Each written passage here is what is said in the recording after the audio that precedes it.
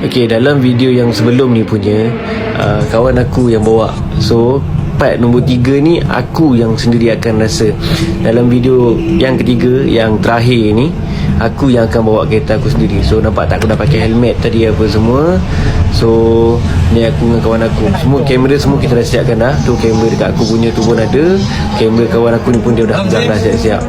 So basically korang enjoy dulu aku punya video ni, insyaAllah. Nanti aku ceritakan satu-satu.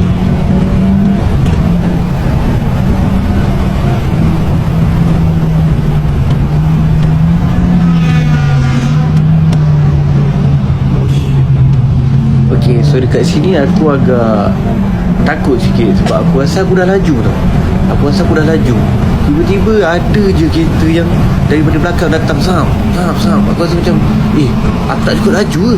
Diorang macam potong aku seolah-olah aku tak wujud kat situ. Lepas tu diorang ambil corner macam depan tu jalan straight tu. Okay, so masa ni aku tengah corner. So phone aku pula tiba-tiba terangkat sendiri. Padahal aku dah letakkan dia elok-elok dekat atas dashboard tu. Dah tekan dia habis-habis semua. Tak lekat juga. Corner baru corner keberapa dah jatuh kan. So tak apa, kau tengok diorang bukan main laju-laju. Aku cakap kau tengok sendiri. Aku first time bawa.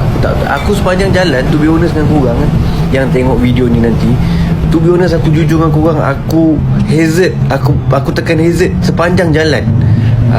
Menandakan aku ni slow down untuk pada siapa-siapa yang tak pernah bawa kereta masuk Sembang. So to be honest, aku yang ni first time aku bawa sendiri kat dalam Sembang. So ni pengalaman aku nak share dekat korang. Macam mana korang atas highway sekalipun, laju macam mana pun, masuk Sembang korang yang paling slow. Aku sendiri rasa. Bukan nak cakap aku atas highway laju, tidak. Tapi nampak aku punya corner sampai aku terlepas simpang nak masuk pit. Dah tak patut. Tak pasal-pasal nak kena buat second round. Ni pada second round ni lah aku kena. Tengok tu dengar tak bunyi tu? Tu kereta tu, kereta Putra, kereta hitam Putra. So ni lah kesan dia. Aku pun pasrah tu malam tu. Gentle aku cakap.